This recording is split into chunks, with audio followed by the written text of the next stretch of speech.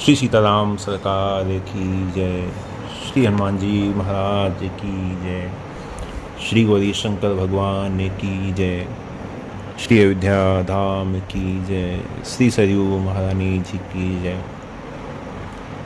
सब संतन की जय, सब भक्तन की जय। जय जय श्री सीताराम।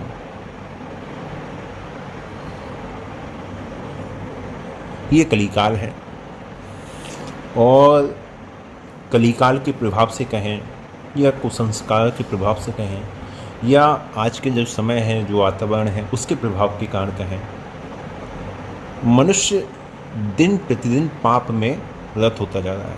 पाप ही पाप तो बन रहे हैं। यदि एक पुण्य बन जाता है तो 10 पाप बन जाते हैं, है ना। कहीं काम से प्रेरित होकर, कहीं क्रोध से प्रेरित होकर, कहीं लोभ से प्रेरित होकर, कहीं अहम भाव से प्रेरित होकर पापी तो बनने हैं। और फिर जीवन पर्यंत जीव इसी प्रयास में रहता है कि अब इन पापों से छुटकारा कैसे हो।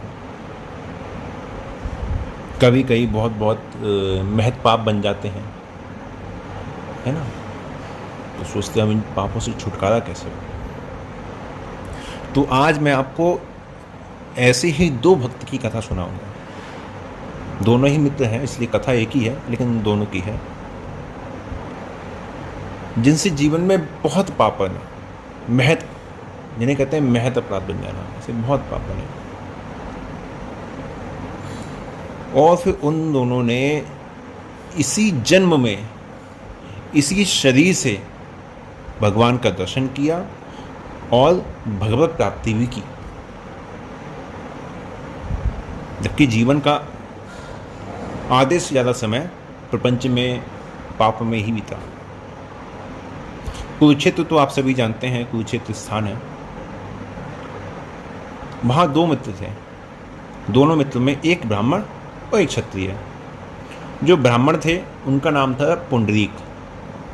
ये पुंडरीक वो नहीं है जो पंडरीनाथ जी की जो प्रकट हुआ है उसके कारण रहे थे, नहीं। तो ब्राह्मण जो थे उनका नाम पुंडरीक था और जो दूसरे थे क्षत्रिय, उनका नाम था अम्बरीश। दोनों में बहुत मित्रता थी। इतनी तीव्र मित्रता थी कि खाना पीना, टहलना, सोना, घूमना फिरना, हर क्रिया दोनों एक साथ ही करते थे। धीरे धीरे समय बीतता गया,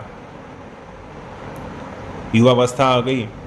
अब युवावस्था में किसी के पास पैसे हो, धन हो और कोई देखने वाला ना हो, कोई इसे रोकने वाला ना हो, कोई टोकने वाला ना हो, तो बिगड़ते हुए कितना समय लगता है। बस कुसंग मिल जाए, हो गया काम। ऐसा ही हुआ। दोनों मित्र पड़ गए कुसंग में। दोनों मित्र कुसंग में हो गए। अब देवताओं की पूजा, ग्रंथों का स्वाध्याय, श्राद्ध, तर्पण, पढ़ाई लिखाई, सबको त्याग दिया। सब कुछ करना छोड़ दिया, जो थोड़ा बहुत था भी जीवन में वो भी छोड़ दिया। और रात दिन वैश्याओं का संग करना और शराब पीकर, मदिरा पीकर जहाँ बस पड़े हैं, किसी से लड़ाई कर ले रहे हैं, नहीं तो वैश्यालय में ही पड़े हुए हैं, दिन रात मदिरा पी रहे हैं। ऐसी दोनों की स्थिति। दोनों ने कभी सपने में भी नहीं सोचा कि जब ये शरीर पूरा होगा तो इसके बाद हमारी क्या गति होगी, कुछ नहीं।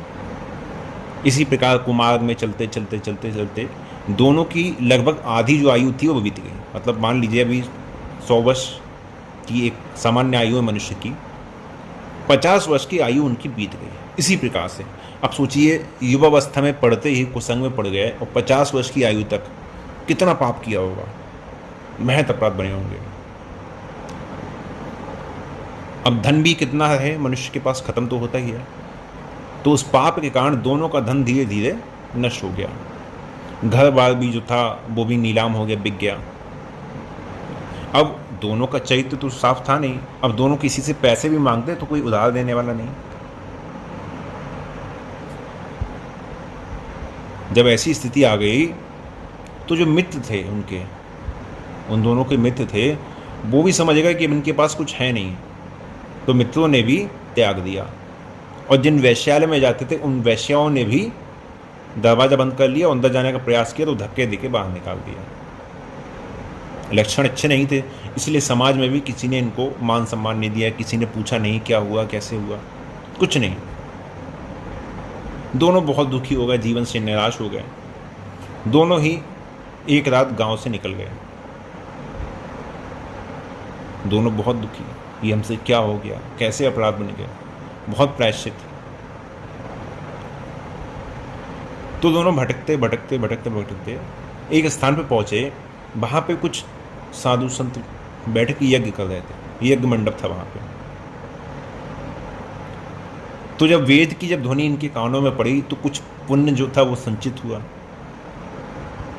जब कुछ पुण्य संचित हुआ तो उन्होंने सोचा कि चलो यज्ञ हो रहा है, चलो यज्ञ देखते हैं चल के।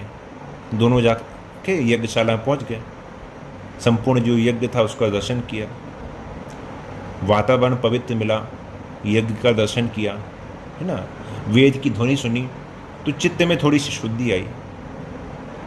जब चित्त उनका शुद्ध हुआ तो दोनों ने अपने पाप को जब स्मरण करते रहे तो हृदय में जलन पैदा हो गई। बहुत पछताने लगे कि जिन्हें हम अपना समझते थे, जिनके ऊपर अपना सारा धन संपत्ति न्यौछावर कर दिया, धन के समाप्त होने पर उन्होंने हमें निकाल दिया, कोई पूछने वाला नहीं। आज दोनों बहुत दुखी हो गए। सोचने लगे इन सब पापों से अब हमारा उद्धार कैसे होगा। विषयों में पढ़कर जानबूझ के जो हमने पाप किए हैं ये अब कैसे नष्ट होंगे, अब हम क्या करें, कौन हमें पापों से छुड़ाएगा। हमने तो अपने माता पिता को छोड़ दिया, कुल छोड़ दिया, सारी जीवन पाप ही तो कमाया। फिर उनके मन में विचार आया कि ये जो ब्राह्मण हैं, ये संत महात्मा बैठे हुए हैं, कहते हैं कि संत बड़े दयालु होते हैं, इनसे पूछते हैं, हो सकता है यही हमें पापों से छूटने का कोई उपाय बता दें। मन में दृढ़ निश्चय हुआ तो दोनों ही मित्र ऋषियों के चरणों में गिर पड़े और ऋषि ने पूछा, बच्चा क्या हुआ। तो दोनों एक एक करके अपने अपने पापों को शांत चित्त से सरल होकर एक एक करके बताते गए। रोते रहे, बताते रहे, कहते रहे बस इन पापों से छूटने का कोई आप उपाय बता दीजिए। कहते हैं कि जैसे जैसे प्रायश्चित के द्वारा पाप मुख से निकलते हैं, मानो कि वो नष्ट ही हो गए हैं। ऋषि थे, महात्मा थे, सब बड़े दयालु थे। उन लोगों ने बड़ी शांति से उनकी बातें सुनी। अंत में जब बातें पूरी हो गई तो सब मन में विचार करने लगे कि इनके अपराध, इनके पाप तो बहुत हैं, इनसे छुटकारा कैसे हो। कोई ऐसा उपाय भी नहीं ध्यान आता, कोई ऐसा उपाय दिखता नहीं है जिससे इनके पापों का प्रायश्चित हो सके। जब संतों को, ब्राह्मणों को शांत देखा तो दोनों मित्र और निराश हो गए, अब हमारा क्या होगा। उन्हीं ब्राह्मणों के समूह में पीछे एक बड़े ही दयालु हृदय के एक भक्त बैठे हुए थे। उन्होंने कहा, हे ब्राह्मण और क्षत्रिय, तुम दोनों घबराओ मत, तुम भगवान के शरण हो जाओ, तुम भगवान के शरण हो जाओ। भगवान के शरणागत होते ही जीव के जितने पाप होते हैं वो नष्ट हो जाते हैं। सन्मुख हो ही जीव ही जब ही जन्म कोटि अग्नासई तभी। तुम अपने पापों के लिए जो प्रायश्चित कर रहे हो ये भगवान को बड़ा प्रिय है, ये बड़ा ही शुभ लक्षण है। जो भी मनुष्य अपने पूर्व में जितने पाप होते हैं उनके लिए प्रायश्चित करता है और आगे जीवन में वो पाप ना हो, मैं नहीं करूँगा, उनका संकल्प कर लेता है और वो संकल्प उसका दृढ़ है, तो तुरंत ही उसके पाप नष्ट हो जाते हैं और भगवान की कृपा से वो भगवान के दुर्लभ दर्शन को प्राप्त होता है, उससे भगवान के दुर्लभ दर्शन प्राप्त होते हैं। कमी कहाँ है हमारे में? दोष हैं, अपराध हैं, पाप हैं, और रोज उनको ना करने के लिए हम संकल्प भी लेते हैं। 4 दिन में, 5 दिन में, 10 दिन में संकल्प भी लेते नहीं, अब ऐसा नहीं करेंगे, लेकिन संकल्प के अगले दिन ही उस संकल्प को भंग करके पुनः उन्हीं पापों में रत हो जाते हैं। ऐसे ही होता है ना सभी के जीवन में। यही नहीं चाहिए। संतों ने कहा कि बस पाप का प्रायश्चित हो और दोबारा पाप ना हो, इसका संकल्प दृढ़ हो, तो भगवान का दर्शन प्राप्त हो जाता है। तो ऐसा करो, यदि तुम दोनों अपने पापों से छूटना चाहते हो तो तुम दोनों तुरंत इसी समय श्री जगन्नाथपुरी में जाओ और वहाँ जाके भगवान का दर्शन करो। उन भगवान का दर्शन करके तुम्हारे सारे पाप नष्ट हो जाएंगे, तुम भगवान के शरण हो जाओ, वे तुम्हारा मनोरथ जरूर पूरा करेंगे। दोनों ही मित्र ऋषियों से उपदेश प्राप्त करके बड़े ही प्रेम से, बड़े ही हर्ष के साथ जगन्नाथपुरी की ओर चल देते हैं। मन में भगवान का ध्यान होता है। अपने पूर्व पाप के लिए बड़े ही दोनों पश्चाताप में पछताते हुए कुछ ही दिन में भगवान के धाम जगन्नाथपुरी में पहुंच जाते हैं। गए तो वहाँ पे समुद्र का किनारा है, समुद्र में जाके स्नान किया और भगवान का जो मंदिर है, मंदिर के दरबार पे आए, दंडवत प्रणाम किया और भगवान की ओर देखने लगे। लेकिन ये क्या हुआ, बड़ा आश्चर्य हुआ। मंदिर की ओर जब देखा है तो भगवान के विग्रह के दर्शन ही नहीं हुए। भगवान का विग्रह इन दोनों के लिए अदृश्य हो गया। क्यों हो गया? भगवान की परीक्षा कि इनका जो प्रायश्चित है उसमें दृढ़ता है या नहीं है। देखिए, केवल हमारे मन में ये बात आ जाए कि ठीक है हम प्रायश्चित करेंगे नहीं करेंगे, भगवान एक बार उसको परीक्षा लेके देखते जरूर है कि ये जो प्रतिज्ञा है इनका संकल्प कितना दृढ़ है, ये अपने संकल्प पर कितने स्थिर हैं। अब उन्हें भगवान का दर्शन हुआ ही नहीं, भगवान के विग्रह इन दोनों के लिए अदृश्य हो गए। दोनों बहुत दुखी हुए, रुदन करने लगे। वहीं मंदिर के सामने बैठ गए और वहीं आर्त भाव से भगवान के नाम का कीर्तन करने लगे, वहीं पड़े रहे। इसी प्रकार मंदिर के बाहर कीर्तन करते करते, भगवान के नाम का जप करते करते 3 दिन बीत गए। 3 दिन रात में उन्हें एक दिव्य ज्योति का दर्शन हुआ। 3 दिन रात में मंदिर के अंदर से एक दिव्य ज्योति का दर्शन हुआ। थोड़ी देर में दर्शन पूरा हो गया। उसके बाद फिर 3 दिन फिर वहीं पड़े रहे, भगवान के नाम का कीर्तन करते रहे। 7वीं रात को उन्हें भगवान की मूर्ति का दर्शन हुआ। जब भगवान ने उनका संकल्प देखा तो भगवान प्रसन्न हुए। अब जाके उनको भगवान की मूर्ति का दर्शन हुआ, साक्षात दर्शन नहीं हुआ। सबसे पहले भगवान के विग्रह का दर्शन हुआ, बड़े प्रसन्न हुए। क्यों? क्योंकि भगवान ने ये परीक्षा ली थी कि वास्तव में ये मूर्ति में मेरा दर्शन कर रहे हैं नहीं कर रहे हैं। जब भगवान की मूर्ति का दर्शन हुआ, विग्रह का दर्शन हुआ, तो दोनों ऐसे प्रसन्न हुए जिससे साक्षात भगवान का ही दर्शन हो गया। कुछ ही देर में उन्होंने देवताओं का जो स्तवन है, जो देवता भगवान की आराधना करते हैं, वो सुनाई देने लगा। और देवताओं को जब स्तवन सुनाई देने लगा तो भगवान का जो विग्रह था वो अदृश्य हो गया। और भगवान का विग्रह अदृश्य होकर साक्षात भगवान का उन्हें दर्शन होने लगा। उन्होंने देखा कि भगवान के हाथों में शंख, चक्र, गदा, पद्म, दिव्य श्रृंगार से भगवान अत्यंत ही सज्जित हो रहे हैं, अत्यंत सुंदर है। भगवान के चरणों में रत्नों से जड़ी हुई पादुकाएं हैं। भगवान के नेत्र खिले हुए कमल के समान हैं। भगवान प्रसन्न हैं। बाईं ओर लक्ष्मी जी हैं जो भगवान को पान खिला रही हैं। भगवान की लीला का भी दर्शन हुआ। फिर क्या देखते हैं, देवता, सिद्ध, सनकादिक, दिव्य ऋषि मुनि सब सिर झुकाए हाथ जोड़े भगवान का स्तवन कर रहे हैं। और भगवान बड़ी कृपा से सबकी ओर देख रहे हैं। नारद जी, मुनि लोग, गंधर्व लोग, है ना, भगवान के भक्त सब भगवान की स्तुति कर रहे हैं, भगवान के नाम का गायन कर रहे हैं।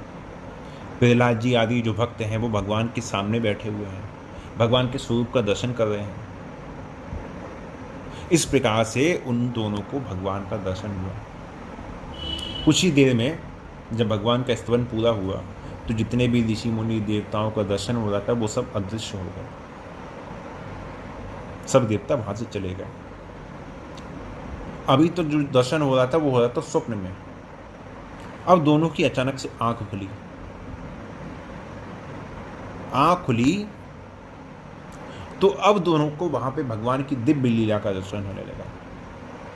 कुछ काल के लिए दोनों दिव्य भाव में चले गए। भगवान का दिव्य दर्शन हुआ। अब की बार क्या देखते हैं कि भगवान दिव्य सिंहासन पर विराजमान है।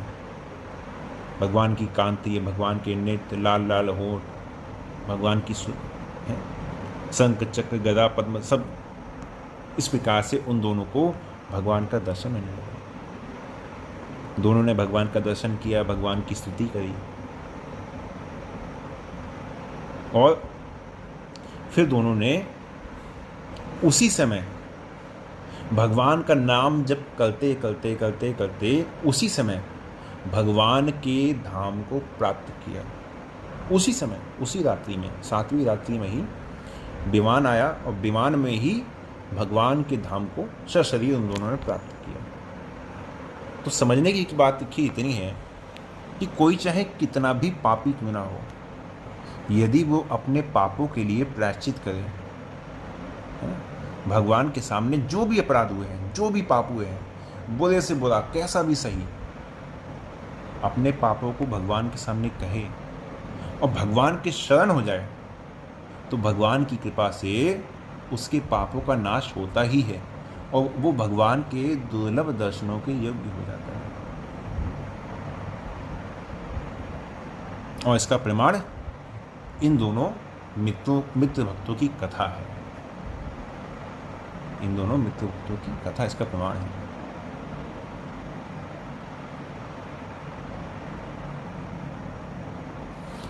और आज के लिए यहीं विश्राम देते हैं। जय जय श्री सीताराम।